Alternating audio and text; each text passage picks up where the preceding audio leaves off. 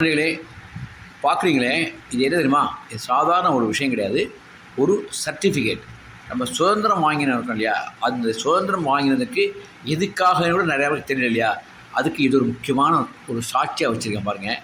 அந்த காலத்தில் பிரிட்டிஷ்காரனுக்கு அதிகாரிகளுக்கு முன்னாடி சீட்டில் உட்காருவதற்கு எந்த இந்தியனுக்கும் அனுமதி கிடையாது. அப்படி உட்காரணும் என்றால் அவன் அனுமதி கடிதத்தை அந்த டிஸ்ட்ரிக்ட்லேருந்து அப்படி அதிகாரிகள் வாங்கிட்டு வரணும். வாங்கிட்டு வந்தால் தான் அவன் எந்த அதிகாரியை பார்க்க விரும்புகிறானோ அல்லது எந்த மேலிடத்தில் பிரிட்டிஷ்கார மேலிடத்தை பார்க்க விரும்புகிறானோ அவர்களுக்கு முன்னால் இவன் அமர்வதற்கு சேர் போடப்படும். இல்லை என்றால் சேர் கிடையாது, நின்றுட்டே பேசணும். அதுக்கான அனுமதி கடிதம் தான் அது. குர்சி நகின்னா நாற்காலி கிடையாது அப்படிங்கிற சர்டிஃபிகேட் அது. இவருக்கு அந்த சர்டிஃபிகேட்டை இவர் உட்காரலாம் அப்படின்னு அனுமதி சீட்டு கொடுத்துருக்காங்க. எவ்வளோ கேவலமான நிலைமையில் இந்திய அடிமைப்பட்டு கிடந்தது. நம்ம இப்படி சுதந்திரம் பெற்றிருக்கோம். இப்போ அந்த சுதந்திரத்தை எப்படி பேணி காக்க வேண்டும் என்பதை மனதில் நிறுத்தி கொள்ளுங்கள். எந்த காரணத்தை கொண்டும் கயவாளி கூட்டத்தோடு, நாட்டுக்கு விரோதம் செய்கின்ற, நாட்டுக்கு துரோகம் செய்கின்ற கூட்டத்தோடு சேராதீர்கள். நாடு இல்லை என்றால் நாம் இல்லை. ஓகேயா? இதை அனுப்பிய நண்பர் ரவிகிருஷ்ணன், மன்னார்குடி, புதுத்தெரு. அவருக்கு கோடான கோடி நன்றிகள். சுதந்திரத்தினுடைய தன் வேல்யூவை இந்த ஒரே சர்டிஃபிகேட்டில் காமிச்சாரு. குழந்தையிலே அதையும் உங்களுக்கு காமிச்சுங்க. நல்லா படிங்க, படித்து பாருங்கள். வணக்கம். சுப்ரதாவின் நல்வாழ்த்துக்கள். இன்றைக்கி நம்ம சுதந்திரத்தை கொண்டாடுறோம். நேற்று முடிஞ்சு போச்சுன்னு நீங்கள் நினைக்கிறீங்க இல்லையா? அதில் கொஞ்சம் விட்ட குறை தொட்ட குறையாக நேற்று பண்ணிட்டேன். அதை நீங்கள் முடிக்கிறாங்க. இப்போ தீபாவளி அன்றைக்கி பார்த்தீங்கன்னாக்க பட்டாசுகள் பிரம்மாண்டமாக வெடிக்க பார்த்துருக்கீங்களா? அன்றைக்கி முடிஞ்சாக்க தீபாவளி முடிஞ்சு போச்சுன்னு நினச்சிட்டு இருப்போம். மறுநாளைக்கு பார்த்தீங்கன்னா ராத்திரி கிழக்கு திசையிலேருந்து ஒரு அணுகுண்டு வெடிக்கும், தெற்கு திசையிலேருந்து ஒரு 1000 சரம் போட்டு வெடி வெடிச்சுட்டு இருக்கோம். ஆக ஒரு 10 நாளைக்கு அங்கே ஏதாவது வெடி இருந்துகிட்டே இருக்கும். தீபாவளிக்கான அந்த அந்த அந்த ஃபங்க்ஷனுடைய கெட்டப் வந்து அவளை ஈஸியாக போகாது.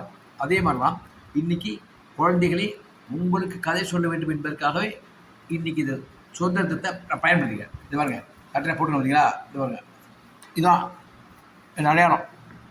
கொடி வச்சுக்க பாருங்க. அதாவது நல்லா கேட்டுக்க குழந்தைங்களே, நேற்றுக்கு நான் வந்து சுதந்திரத்தை குழந்தைகளுக்கு சொல்லணும்னு நினச்சி பெரியவர்களுக்கு சொல்லிட்டேன்.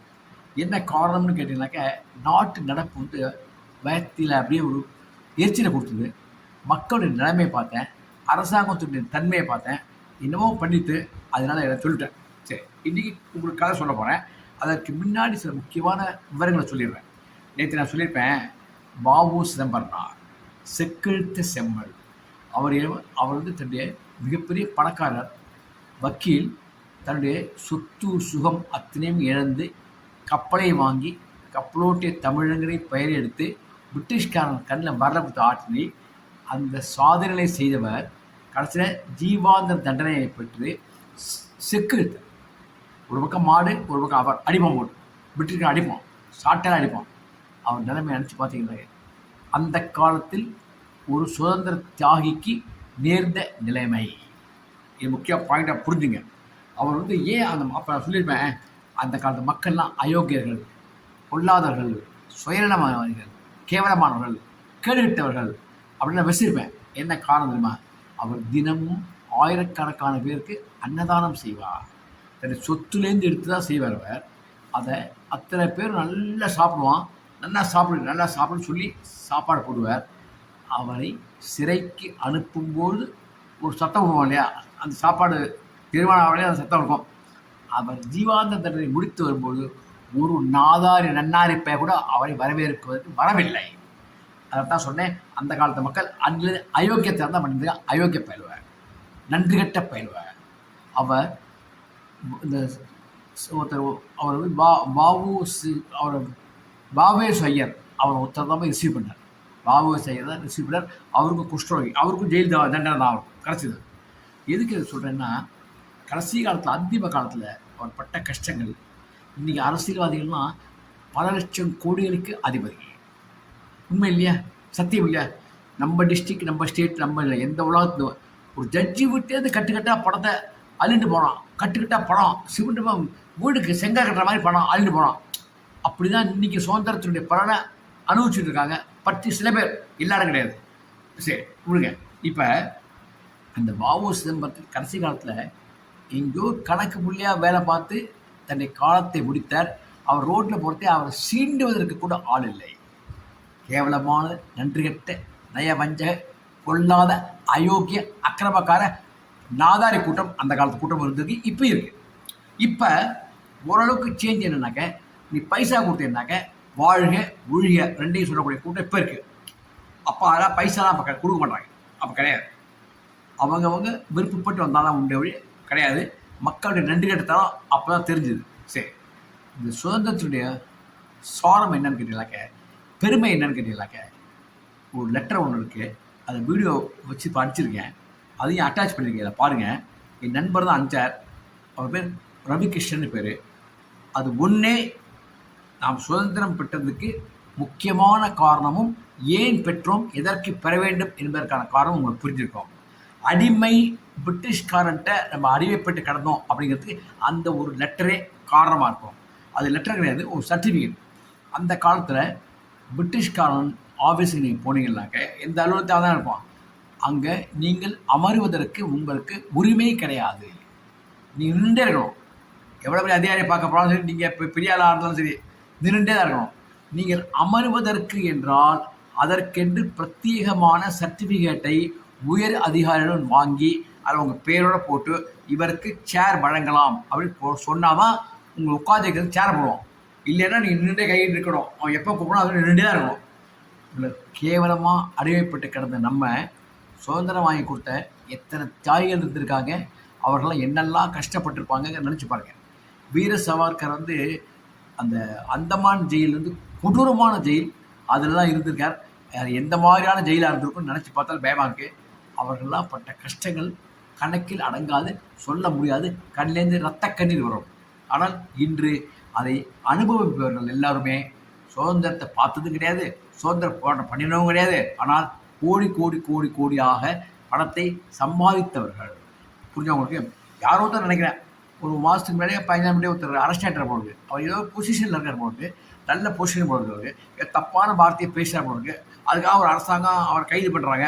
கைது பண்ணும்போது ஆங்காங்கே மக்கள் தொண்டனை பார்த்திக்கலாம், கல்லடிக்கலாம், கரையை முடிச்சு விடலாம், வரட்டலாம், கூட்டம் சேர்க்கலாம். எப்படி சேர்க்கலாம், எப்படி போடுறது, அவர் என்ன பெரிய தேசிய தலைவரா அல்லது பெரிய தியாகம் பண்ணவரா, எனக்கு எதுவுமே தெரியாது. அவர் எனக்கு எதுவும் தெரியல. அந்த தெரியாத அளவுக்கு தான் அவர் இருந்திருக்கார். அந்த மாதிரி லீடர் அவர் எதுக்காகனா அவருக்கு விசேஷமாகவே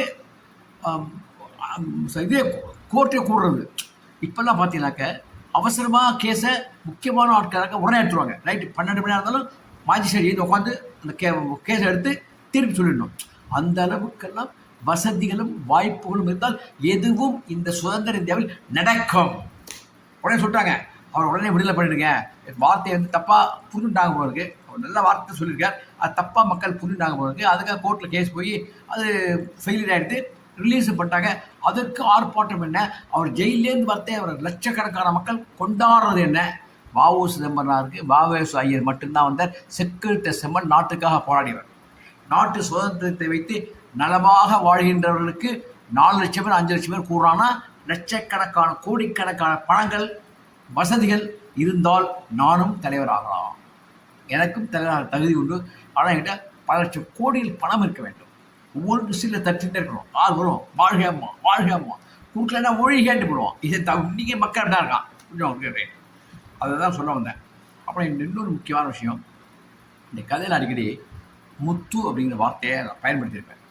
இப்போ இந்த முத்துங்கிற கதையை அதுதான் சொல்ல போகிறேன். அவன் என்னோட என்னமோ தெரியல, அப்படி அந்த கதையிலே அடிக்கடி வார்த்தை யூஸ் பண்ண முத்து ரத்தனம்னு யூஸ் பண்ணுவேன். என்னோட தெருவில் இருந்தவன், எனக்கு சின்ன பையன்தான் அவன். அவன் இப்போ சிவனோட சேர்ந்தான். வைகுண்ட பிராப்தி கைலாச பிராப்தி அடைஞ்சிட்டான். அவன் ரொம்ப சூட்டியான பையன், சிரிச்ச முகம், கிண்டல் கேலி நையாண்டி அதெல்லாம் பார்த்தீங்கன்னாக்க அம்சமாக பண்ணுவான். 1000 பேர் இருந்தாலும் அவன் ஒருத்தன் தனிமையாக தன்னை அடையாளம் காட்டக்கூடிய அளவுக்கு திறமை மிக்கவன். அவ்வளவு சிரிப்பாக பேசுவான், அவ்வளோ வெகட்டையாக பேசுவான், அவ்வளோ கிண்டலாக பேசுவான். ஆனால் யாருக்கும் எந்த கருதும் செய்ய மாட்டான். நல்லவன். ஆனால் கடைசி காலத்தில் இறை சேவை செய்தான். கிட்னியில் ஏதோ ப்ராப்ளம் ஃபெயில் ஆகிடுது போருக்கு, டயாலிசிஸாக பண்ணியிருப்பான்னு நினைக்கிறேன். இறந்து விட்டான். அவனுடைய புகைப்படத்தை வச்சு அஞ்சலி செலுத்துறதுக்கு கூட அப்போ எனக்கு புகைப்படம் யாரும் அனுப்பலை, அதை விட்டு போச்சு. அதனால தான் இந்த கதையெல்லாம் நிறைய என்னை அறியாமையே அந்த கேரக்டரை நான் சேர்த்துருப்பேன். ஏன்னா அந்த குடும்பத்தில் பண்ணவங்கலாம் மனசை ஞாபகத்தை இருந்தே இருக்கும். அவ்வளோ சாதுரியமானோம், கெட்டிக்காரம், நல்ல ஜாலியாக பழகுவோம், நல்ல சிரிப்பாக பேசுவோம். வித்தியாசமான மனிதர்கள். இந்த வித்தியாசமான மனிதர்கள் இன்றைக்கே மனசில் நின்றுட்டே இருப்பார்கள். புரிஞ்சா உங்களுக்கு? ரைட். இப்போ கதைக்கு போகலாமா? அதாவது முத்து ஸ்கூலில் படிக்கலாம். வாத்தியார் வந்து முதல் பீரியடு தமிழ் வாத்தியார். கண்டிப்புக்கு பெயர் பெற்றவர். அந்த காலத்திலலாம் கண்டிப்புன்னா அடி விழும். பரம்பு வச்சுருப்பாங்க, பரம்பால் அடிப்பாங்க, கன்னத்தில் அரைவாங்க, பிடிச்சி தொடையை கிள்ளுவாங்க. அதுக்கு நிமிட்டாமழம்னு பேர். தொடையை கிள்ளுவாங்க. அப்புறம் புலர் அடைவாங்க. முதுகில் 10 அடி 20 அடி சேர்ந்தாப்புல ஒரு வெடி வெடிக்கிற மாதிரி, சரவடி வெடிக்கிற மாதிரி ஒருத்தங்க வாத்தியார் அடிப்பார். படா டப் டப் டப் டப் டப்னு விழுவோம். அப்போ எல்லா கிளாஸும் பின் டாப் சைலண்ட் ஆகிடும். யாரா பேசுறதுன்னு பார்த்துட்டு இருந்தாலும் எல்லாம் வாயை மூணு உட்காந்துப்போம். ஒருத்தருக்கு அடி விழுந்தால் அந்த கட்டடமே அமைதியாகிவிடும். அந்த மாதிரி வாத்தியார் நான் பார்த்துருக்கேன். டிசிப்ளின்டு டைப் ஆஃப் ஸ்கூல்ஸ் தான் அப்புறம் நல்லாச்சு. பசங்களும் பயந்துட்டு இருந்தான். அதுமாதிரி இந்த முத்துக்கு வந்து முதல் பீரியடு தமிழ் பீரியடு. தமிழ் வாத்தியார் வந்து ரொம்ப ரொம்ப ரொம்ப கண்டிப்புக்கு பெயர் பெற்றவர். அடிக்க மாட்டார், அறைய மாட்டார், எதுவும் சொல்ல மாட்டார். கண்ணால் பார்ப்பார், சுட்டு விடுவார். கண்ணாலே சுட்டு விடுவார். அந்த அளவுக்கு வாத்தியார். பயப்படணும் எல்லாருமே. இவன் படிச்சுட்டு இருக்கான். இந்த கதையை வந்து நான் சொல்கிறது வந்து தாத்தாவும் முத்துவும். பார்த்துக்கோ, தாத்தாவும் முத்துவும். பார்த்தீங்கன்னா இதான் கதை. படம் போடுங்க மாதிரி. சரி, என்ன படிக்கிறான்? 4ஆம் கிளாஸ் தான் படிக்கிறான். 4ஆம் வகுப்பு தான் படிக்கிறான். அவனுக்கு 8:45 ஸ்கூல் கிளம்பிட்டு இருக்கான். 9 மணிக்கு தான் ஸ்கூலில் இருக்கணும். தாத்தா இது ஒரு லாஃப், ஒரு ஊஃபிங் காஃப். அது நிர்மல். முத்து, ஏன் தாத்தா ஏண்டா கோச்சுக்கிற? அதுவும் வேலையே சொல்லலடா. என்ன வேணும் உனக்கு? மருந்து வாங்கிக்கூடா, இருமல் கொஞ்சம் ஜாஸ்தியாக இருக்குடா, மருந்து வாங்கிக்கூடா. தாத்தா ஃபஸ்ட்டு பீரியட் தமிழ் வாத்தியார் குறைச்சி விடுவார். லேட்டாக போகக்கூடாது. மணி இப்போ 8 ஆகிடுது. நான் போட்டுக்கு கரெக்டாக 9 ஆகிடும். நான் கடைக்கு போயிட்டு இருந்தால் லேட்டாகும். வாத்தியார் திட்டுவார். வில்லன் இருக்கப்பர், வெஞ்சுவல் இருக்கப்பர். எனக்கு காலெலாம் வலிக்கிறது. இப்பயே என்னால் நிற்க முடியாது. நீ வாங்கிக்க போ. முடியலடா, ரொம்ப இருமல்டா. நான் பைசா தரேன், பேப்பர் தரேன், போய் வாங்கிட்டு வர போடா அப்படின்ட்டு எழுத்தாப்ப நான் கடைக்கு போடா அப்படின்னார். என்ன பண்ணுறான்? எழுத்த கடைக்கு செல்லுகின்றான். எழுத்த கடைக்காரன் கடையை திறக்கலை. 9 திறப்பாங்க பொதுவாகவே. கடை திறக்கலை. நேரம் வந்தா இந்தா காசு, பேப்பர். கடை திறக்கலை. 9 திறப்பணும். பக்கத்து கடைக்காரர் சொன்னார் 9 திறப்பாங்க. அப்போ வாங்க தம்பிஞ்சார். என்னால் வாங்க முடியாது, போ அப்படின்ட்டான். தாத்தா கெஞ்சுகின்றா. இருமல் ஜாஸ்தியாக இருக்கா, அடிவயத்துலேருந்து இருமிட்டு இருக்கேன்டா, என்னமோ பண்ணுறதுடா, முடியலடா, மூச்சு திணறதுடா, தயவுசெய்து வாங்கி கொடுறா. உங்கள் வாதட் நான் நாளைக்கு வந்து சொல்கிறேன்டா. நான் தான் லேட் பண்ணேன், தப்பாக பையனை வந்து தப்பாக நினச்சிக்காதீங்க, மன்னிச்சிருக்க தப்பு பண்ணானாங்க அப்படின்னு. தப்பு பண்ணலாவும் நீங்கள் மன்னிச்சிருக்க தப்புன்னு நினச்சிங்கன்னா கூட அப்படின்னு நான் அவர்கிட்ட கெஞ்சுறேன்டா, நீ போயிட்டு வாடா அப்படிங்கிறத. என்ன தாத்தா பெரிய பெரிய அழகாக இருக்கு அப்படின்னா, என்னன்னாலும் சொல்லிட்டு போடா, என் மருந்து வாங்கி கொடுறா அப்படின்னாப்புல. நேராக போகிறான். என் தாத்தா இல்லையா என்ன இருந்தாலும் இருமிட்டே இருக்க. ஓடுறான். பெரிய டவுன் அது, கடத்தல், பெரிய கடத்தல்னு சொல்லுவாங்க. அந்த கடத்தல் ஒரு 2-1.5 கிலோமீட்டர் இருக்கும். 1.5 கிலோமீட்டருக்கு வேகமாக ஓடுறான். ஓடி போய் மருந்தையும் வாங்கி கொண்டு தாத்தாவிடம் கொடுக்கின்றான். அப்போ மணி 9:06 ஆயிடுறது. அப்போ ஐயா போடா தாத்தா, வெஞ்சி வெள்ளிக்கிற தாத்தா, என்ன தாத்தா ஒன்றாளா, நீ போடா அப்படி விட்டு உடனே டக்குன்னு மருந்தை குடிச்சு விட்றார். குடிச்சா கொஞ்சம் இருமல் நிற்கிறது, மூச்சு திறந்து நிற்கிறது. அப்படியே ஹாபாட அப்படிங்கிற அந்த குழந்தைய கையால் ஆசுவாகம் பண்ணுறார். சரியா பச்சா? அவன் பையன் தூக்கி முறைச்சிட்டு ஸ்கூலுக்கு போகிறான். கிளாஸுக்கு போனாக்க ஆசிரியர் பார்க்குறாரு. முத்து, மணி என்ன தெரியுமா உனக்கு? முக்கியமான திருக்குறள் இடத்த மாதிரி நேத்தியே சொன்னேன்ல, அறிவு வேணா உனக்கு? லேட்டாக வந்திருக்கியே அப்படின்னு சொல்லிட்டு வாயால் பேசிவிட்டு கண்ணால் சுட்டருக்கு விழிகால் பார்க்கறத நடுங்கி நிற்கிறான். சரி, ஏன் லேட்டு, என்ன காரணம், அதுவாக சொல்லலாமா அப்படின்ட்டு அவன் காரணத்தை அவரிடம் கூறுகின்றான். அப்போ என்ன பண்ணுறார்? உள்ளவா அப்படின்றார். உள்ள தானே, இங்கே வா, நீ என்ன காரணம் சொன்னையோ அதை அப்படியே அனைத்து மாணவர்களுக்கும் சொல்லிவிடு அப்படிங்கிறார். இவனுக்கு ஒன்றும் புரியல. என்ன சொல்கிறான்? அவன் என்ன பண்ணான்? வாத்தியார் சொல்கிறான், பயப்பட இல்லையா? உடனே சொல்கிறான், மாணவர்களே, மாணவிகளே, நான் லேட்டு 1/2 மணி நேரம், சார் வந்து என்னை திட்டுவார்னு பயந்தே வந்தேன். ஆனால் சார் வந்து நான் என்ன ஏன் லேட்டு இந்த காரணத்தை வந்து சார் சொன்ன உங்கள்கிட்ட சொன்னார், சொல்லிடுறேன்.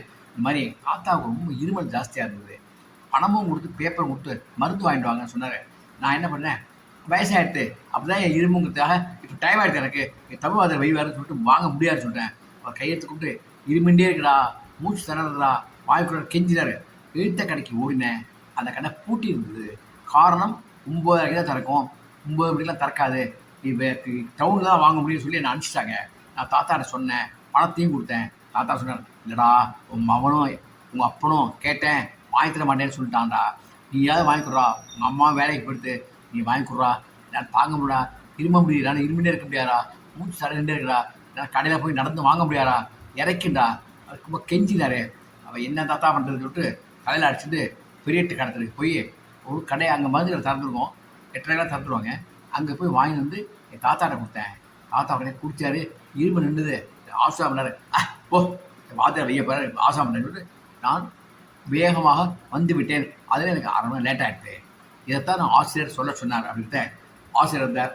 மாணவர்களே, நீங்கள் சொன்ன கேட்டிங்களா? ஃபஸ்ட்டு எல்லோரும் கிளாப் ஹேண்ட்ஸ் பண்ணுங்க அப்படின்ட்டு எல்லோரும் கிளாப் ஹேண்ட்ஸ் பண்ணுறோம். எல்லாருக்கும் புரியல, என்ன ஏன் கிளாப் ஹேண்ட்ஸ் பண்ணணும், நான் ஏன் கிளாப் ஹேண்ட்ஸ் பண்ண சொன்னேன் அப்படின்னு அர்த்தம் புரிஞ்சுதான்னு கேட்குறார். மாணவர்கள்லாம் ஒருத்தர் கெட்டியாரம் சொல்கிறான், ஆசிரியரே நான் புரிந்து கொண்டேன் அப்படின்னா. என்ன புரிந்த, நீங்கள் திருக்குறள் நடத்துறீங்க இல்லையா, திருக்குறளில் நீங்கள் என்ன சொல்லியிருக்கீங்கன்னாக்க ஒரு முக்கியமான திருக்குறளை சொல்லியிருக்கீங்க.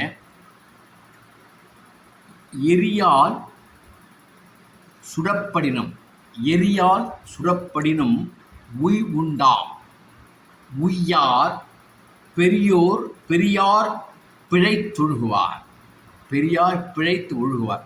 அதாவது எரியால் சுடப்படினும் உய் உண்டாம், உய்யார் பெரியார் பிழைத்து ஒழுகுவார். அதாவது இது அர்த்தம் சொல்கிறார், அதன் பொருளை சொல்கிறார். தீயால் சுடப்பட்டாலும் பிழைத்து கொள்ளலாம். நெருப்பை பற்றிட்டு உடம்புல தீபாவளிக்கு வெள்ளடிக்கிற டக்கு நெருப்பு பற்றிட்டுருது, அதனுடைய ஆசிரியர் போய் படுத்துட்டு மருந்து போட்டு ட்ரீட்மெண்ட்லாம் கொடுத்து மாத்திரைலாம் கொடுத்து ஆன்டிபயோட்டிக் கொடுத்து சரி பண்ணுவாங்க. ஆனால் பெரியவர்களை அவமதித்து வாழ்பவர் பிழைக்கவே மாட்டார்.